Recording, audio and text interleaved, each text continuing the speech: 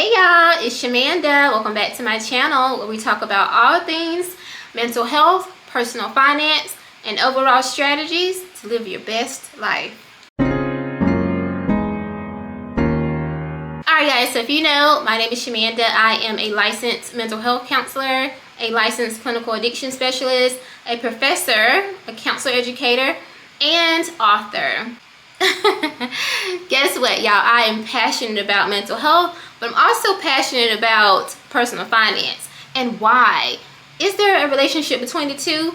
We'll find out in this video. Alright, so in my work as a therapist, I have seen so many people come in with anxiety and depression symptoms, and I noticed a trend. One of the correlating factors is money. Issues with money. Now, here's some statistics for you. About 60% of adults in 2024 report that money is a major stressor in their lives, triggering anxiety and depression. A recent study shows that those struggling with financial issues are 3.5 times likely to struggle with depression and 4.5 times likely to struggle with anxiety symptoms. Nearly 80% of employees say that financial stressors also impact their workplace performance and their ability to focus on the job. And when it comes to debt, individuals with debt are twice as likely to struggle with depression and anxiety as well. So mental health and personal finance are highly correlated, as you can see. Now in this video, you guys already know I'm very solution focused. So I want to give you 5 ways that you can help manage your anxiety and depression when it comes to personal finance and financial stressors. Alright, number 1, of course, and I'm not biased, I am a therapist, but I'm just saying, the number 1 thing you can do is actually invest in your mental health. So obviously finding yourself a therapist that you can work through some of these triggers with. If you're struggling with managing your debt, paying off debt, paying for food, getting to work, any of those things, you want to have a therapist that you can talk to every week or every 2 weeks just to process some of these thoughts and concerns, and learning effective coping strategies to help manage the symptoms of depression and anxiety. Now that leads to number 2 is identifying effective coping skills. Now one might say, well, what am I going to do to cope with this? Well, of course, as a therapist, there are things that we use, therapists recommend. So you could do journaling. So writing in a journal every day, your thoughts and processing your thoughts and feelings that come up when it comes to money. Practicing gratitude, exercising to release some of that tension and stress. You could also engage in support groups around money or focused on money and finances. Things like that to help cope with some of the stress and anxiety around managing your finances or struggles with finances. Now number 3 is my go-to, of course, is having a plan. And the best way to have a plan when it comes to your money is to have a budget. Now I know some people are like, what's the use of having a budget if I don't have no money? Like what there ain't nothing right on the budget.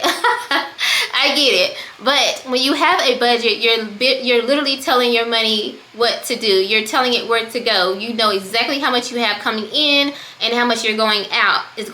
So it takes away the unknown. Like, you know exactly what you're dealing with. So it's going to tell you how much you can spend and how much you can't spend. It's also going to tell you, yeah, you might want to take a second job. You might want to pick up another gig so that you can increase your income.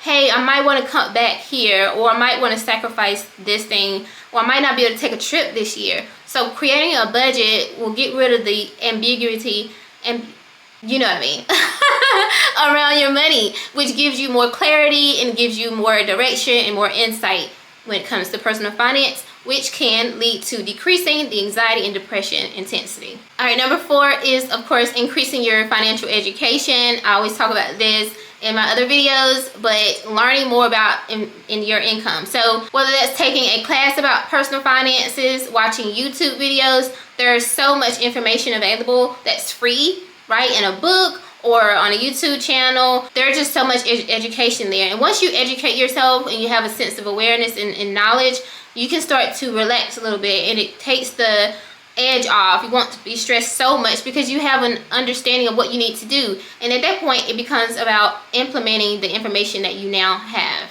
All right, number 5, and this one might be, you know, some people want to do this, some people are completely against it.